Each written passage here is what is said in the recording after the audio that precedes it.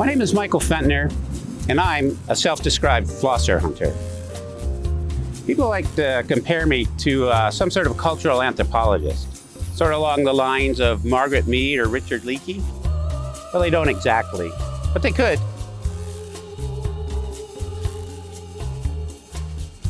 I've been documenting items found in and around parking lots since February of 2018, when I came across a pile of cigarette butts someone apparently dumped from their ashtray.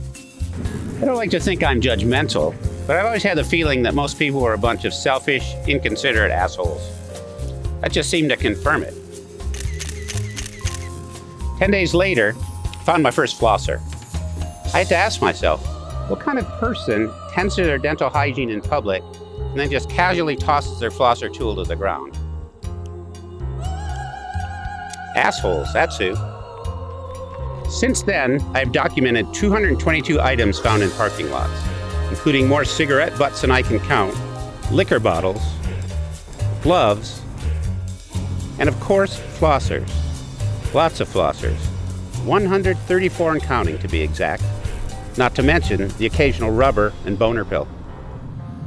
At times, it really fills me with despair when I stop to think about these magnificent prehistoric beasts who sacrificed their lives to create the petroleum products I now find scattered across the landscape. People are always asking me, what's with the obsession with these flossers? I don't get it. I don't see it as an obsession, really. I mean, I can stop anytime I want to. I just don't want to. So what if I make it a point to scope out a parking lot on my way into the store? It only takes a little extra time. And when I find a prime specimen, it's worth it. Now I know how big game hunters must feel when they're tracking their quarry. This pursuit actually seems to resonate with some people. As a matter of fact, I've been on the receiving end of something I never expected. Unsolicited pics. Friends will come across a flosser, the next thing you know, a photo pops up in my messages. It's pretty gratifying, actually. Like we're all part of this larger Me Tooth movement. With each find, I try to imagine the final moments these little flossers spent in the service of their masters. Sometimes, the flosser seems almost untouched and pristine, like a freshly opened tub of margarine. Other times, the string is frayed or torn altogether, evidence of a rigorous flossing between tightly pressed molars.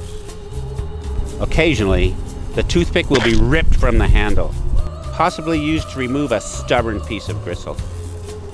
And sometimes a tragic tableau unfolds, revealing battered and broken little bodies, scattered across an impromptu battlefield in the endless fight against tooth decay. To all, I hang my head and say, thank you for your service. Now, in addition to being a cultural anthropologist, I fancy myself a bit of an artist. I recently created postcards from a number of my favorites and submitted them to an exhibit at our local art center.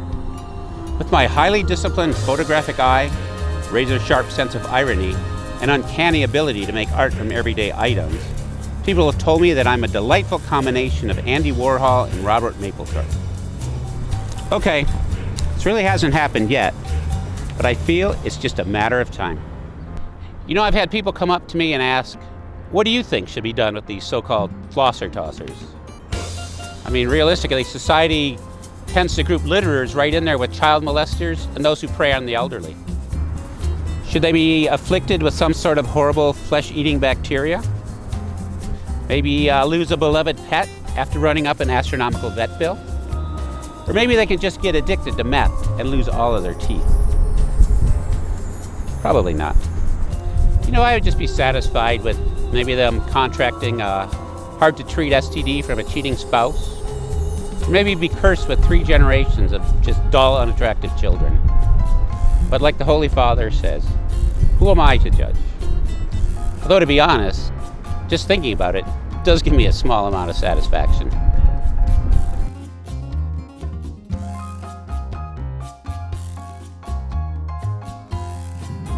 Ready? Yep. That definitely. That's good. Yeah.